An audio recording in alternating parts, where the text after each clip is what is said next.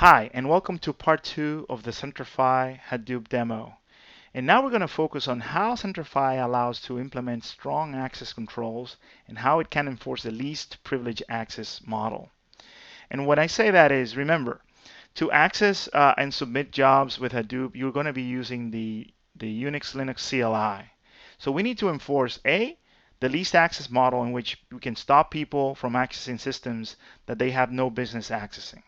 The second one is we need to provide the proper rights. So if you're a super user, you should be able to do things as super user. If you're a regular user, you should be able to do only a limited set of privileges. And the rules behind this is people should not know privilege passwords, right? So that's the principle around least privilege management. Then we're going to show how we can enforce separation of duties and how we can show who has access to what at any point.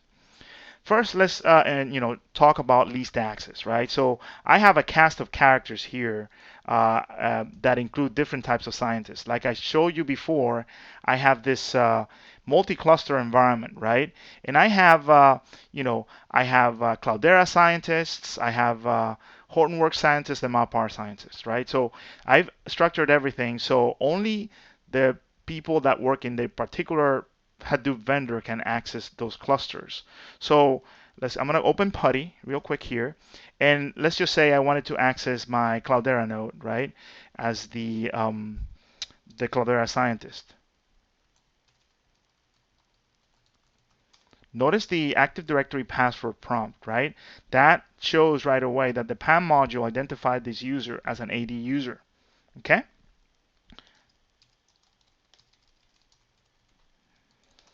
Notice that the end user was able to log in no problem. But what if this user wanted to access the MapR cluster? Let's take a look. So I have now a session with the MapR cluster. And notice now the prompt, how it changed. Now, this means that the PAM module actually wasn't able to find that this user was authorized in the system in AD. Therefore, now it went down to files. So if the user wants to log in, it's going to get access denied because this user is not authorized to log in into the system. So with Centrify, there's two rules. The user needs to have a Unix identity and a role that authorize the user to log into that system. Remember, limiting access or least access is probably the best security control that you have because you're effectively stopping the user from logging in. Another cool capability of Centrify is that it allows to enforce how you can log into systems. Now let's take a look at how you define those roles and rights. So Access Manager allows you to define this, but there's also interfaces to define these roles and rights using Unix CLI or even PowerShell. So I have defined two roles: the Hadoop data scientist that can only log in through SSH and run only these commands, right? So if this data scientist here wanted to run a command that he's not allowed to do, he will be prohibited from doing that. So if he does ps-ef, I know I didn't give him that command. That command is not allowed. However, they probably will need to key in it if they need to, get a ticket, and that's allowed for them. So not only we can control how or where the user can log in, but what can the user do. Finally, let's just say you have a broad person, perhaps a systems administrator like me. No, not only I can actually get SSO, but if I need to do something like, for example, if I wanted to do an AD flush command, uh, this can only be run by root. I can use Centrify enhanced sudo, and I can, perform my command. I'm going to be challenged, and the end user will perform the function just as root without having to know the root password. So this means that with Centrify, you can have roles that are very broad, like super user, or very narrow, like a user that is in a restricted shell. Because these capabilities are stored in Active Directory, it's very simple to find out who has access to what. For example, if I wanted to know who has access to my Hadoop cluster in MapR, I can just basically go to the proper zone in which the Hadoop cluster is.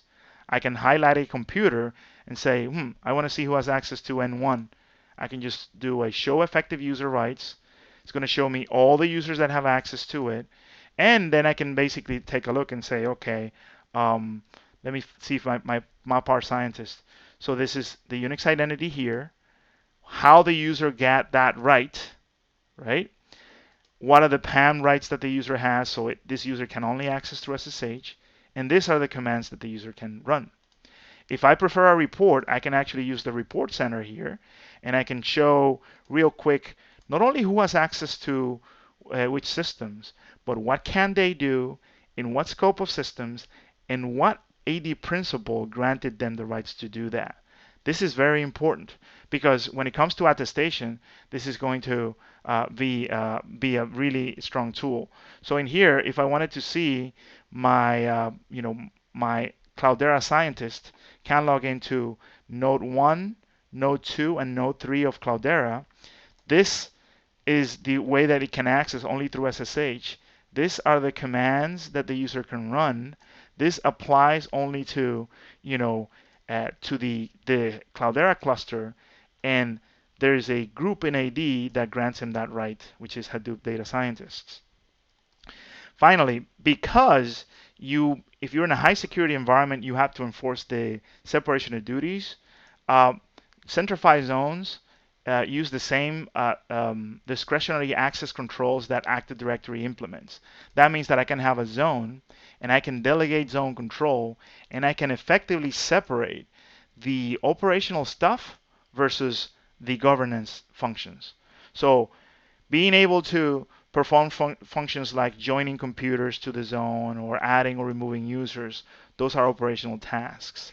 However, when it comes to governance tasks, so determine who has access to what can they do, these are the things that perhaps only security and a limited number of administrators should be able to do. And that's how we can enforce separation of duties. And I'm hoping that you understand now with Centrify, not only for your Unix, Linux, but also for Windows machines, you can enforce the least access, least privilege, quick attestation of knowing who has access to what, and finally, the separation of duties principle.